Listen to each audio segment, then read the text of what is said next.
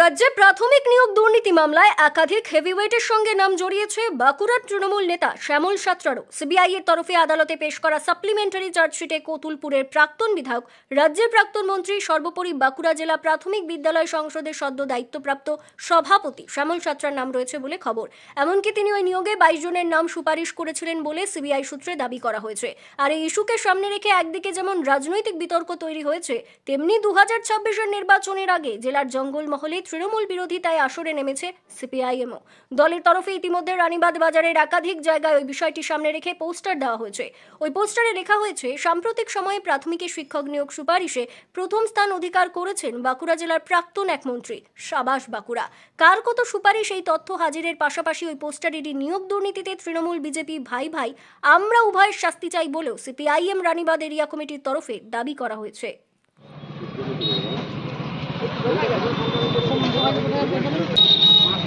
যদিও গত শুক্রবার এই খবর প্রকাশ্যে আসার পর শনিবার বাঁকুড়ায় সাংবাদিকদের মুখোমুখি হয়ে নিয়োগ দুর্নীতিতে তার জড়িত থাকার বিষয়টি সম্পূর্ণ অস্বীকার করেছিলেন প্রাক্তন মন্ত্রী, বর্তমানে জেলা প্রাথমিক বিদ্যালয় সংসদের সভাপতি শ্যামল সাঁতরা। দেখুন, প্রথমেই বলি যে এটা একটা ফালতু কথা। আমি 2014 সালে জুন মাসে বিধায়ক হয়েছি, সুতরাং তার আগের ঘটনা এটা আপনাদের কথা মতো। এবং এছাড়া এটুকু আমি বলতে চাই যে একটা টার্গেট, বিশেষ করে বিভিন্ন জেলার যে শিডিউল কাস্ট লিডার যারা, তাদেরকে বিরোধীরা টার্গেট করার চেষ্টা করেছে, কারণ তাদের বিধায়কের সংখ্যা 2021 সালে একটু বেশি ছিল। সেটা ধরে রাখার একটা আপ্রাণ চেষ্টা, এজন্য কুলুষিত করা ছাড়া তাদের আর কোনো বক্তব্য কিন্তু নেই। কে তালিকা তৈরি করেছে না করেছে সে নিয়ে আমি বিরাট কিছু মন্তব্য করতে চাই না। এই ভুয়ো তালিকা, এটুকু আমি বলতে পারি, এর কোনো ভিত্তি নেই, কোনো ইয়ে নেই।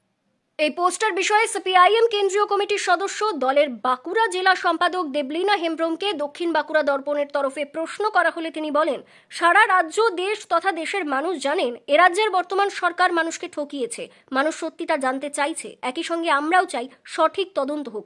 বিরোধিতার জন্য বিরোধিতা নয়, কেন মানুষকে ঠকানো হচ্ছে এই প্রশ্নই আমরা তুলছি।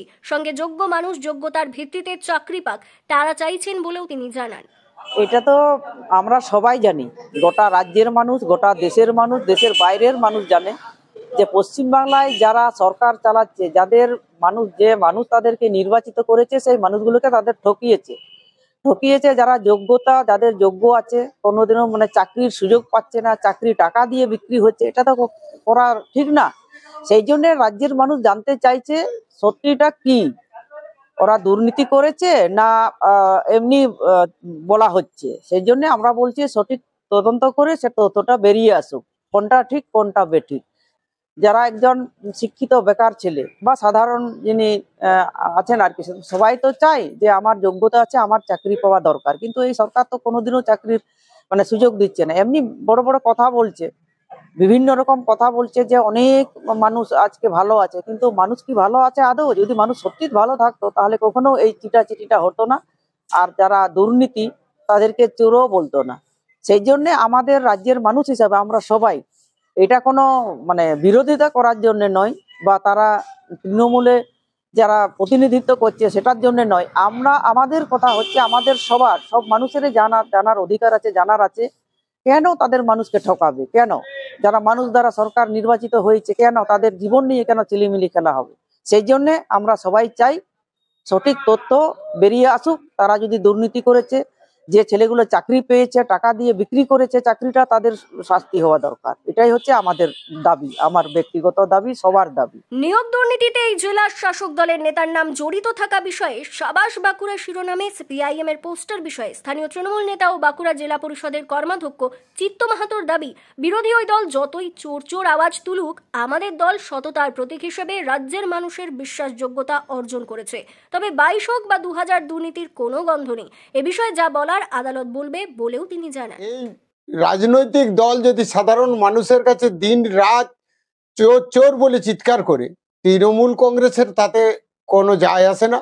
তৃণমূল কংগ্রেস সততার প্রতীক হিসাবে বাংলার মানুষের বিশ্বাসযোগ্যতা অর্জন করেছে। আর এ বিষয়ে আদালত যা বলার বলবে। দেখুন, 22 জন না 200 জন, এই সুপারিশটা অন্যরকম। যাদের যোগ্যতা সম্পন্ন ব্যক্তিরা সেখানে অ্যালাউড টেট পরীক্ষার মধ্য দিয়ে তারা নিয়োগ হয়েছে। এখানে দুর্নীতির কোনো প্রশ্নই ওঠে না, দুর্নীতির কোনো গন্ধই ওঠে না। যারা বলছে যদি আদালত বলে কোনোদিন, আদালত দেখুক খতিয়ে। ব্যুরো রিপোর্ট, দক্ষিণ বাঁকুড়া দর্পণ, রানীবাঁধ।